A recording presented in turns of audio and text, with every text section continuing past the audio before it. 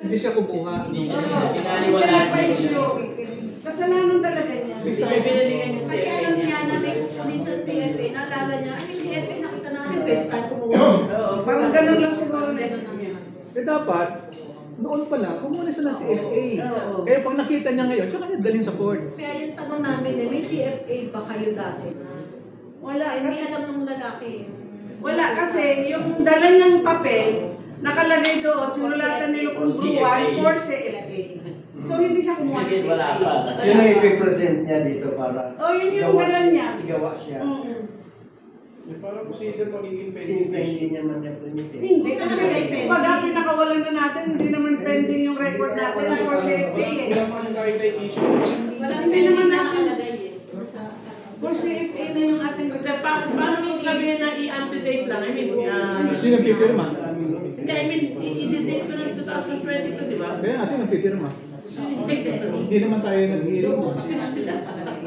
wala na, iba na yung term na yun. Wala na yung records na yun yan. Wala na nga. Issues yun pa. Yung isa ba Wala na yung records na yun. Mga record. December na yung mga... Kaso pa nga, wala pang record na. Oh, wala na. Ang ano nga lang nun. Ang tao nandito pa, sa Sinayda, at saka sa Buruan, at saka si Tante. Sakto sila yung Yung neglect o ba? Ano lang yun?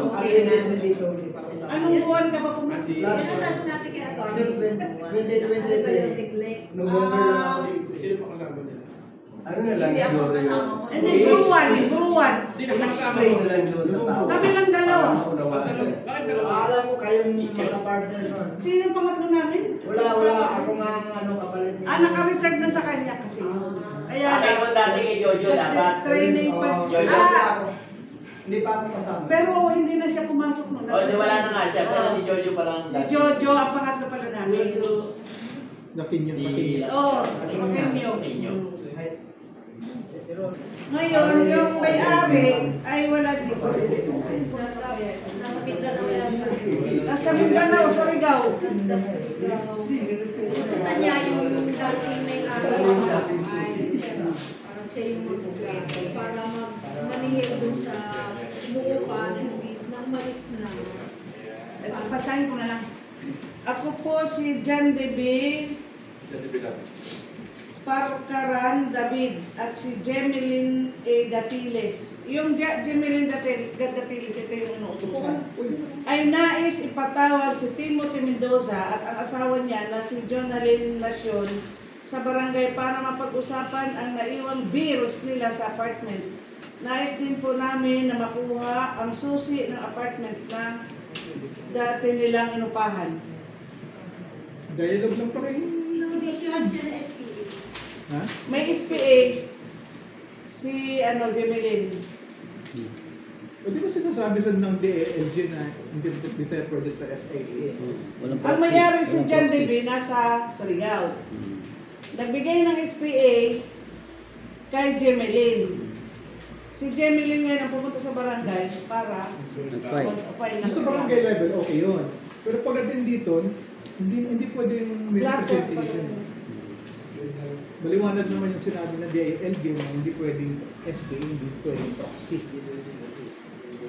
Kung sino yung party in interest, di ba? Sinabi niya ni attorney sa atin.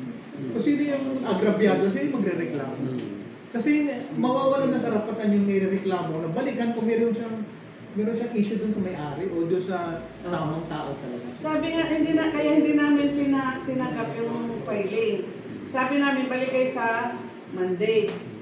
Kasi sabi ko nga, paano kung sabihin nung gusto niyong Mendoza na, bakit ikaw ang nag-ano, wala naman ang problema sa'yo.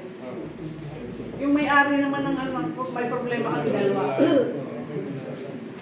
Hindi pa pwede kahit merong SPA. Kaya sabi namin, balikan na lang ng Monday. Ang atake ko sa ganun, pag SPA, kung halimbawa ang nagreklamo yung defendant, against dun sa nire-represent mo tao, mauwi sa pagkakakulong, ikaw ang magpapakulong?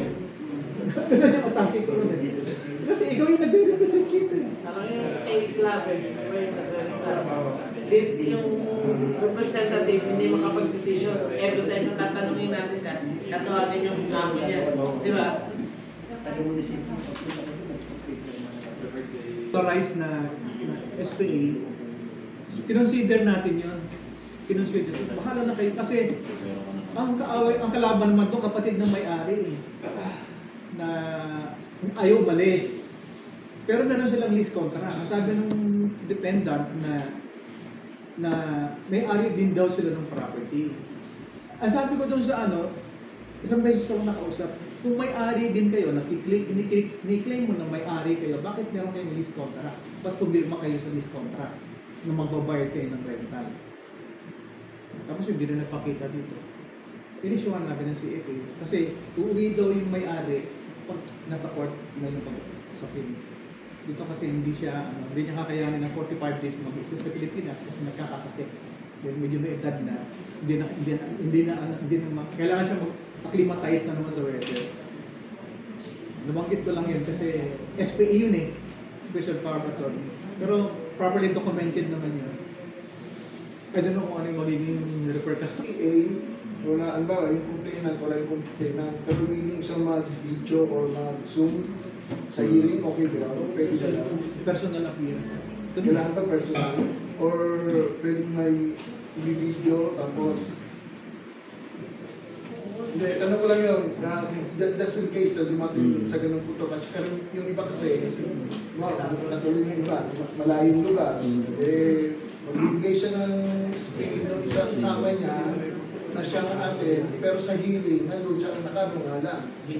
Naka-video call or naka-zoom. Here at home. Parang gano'n.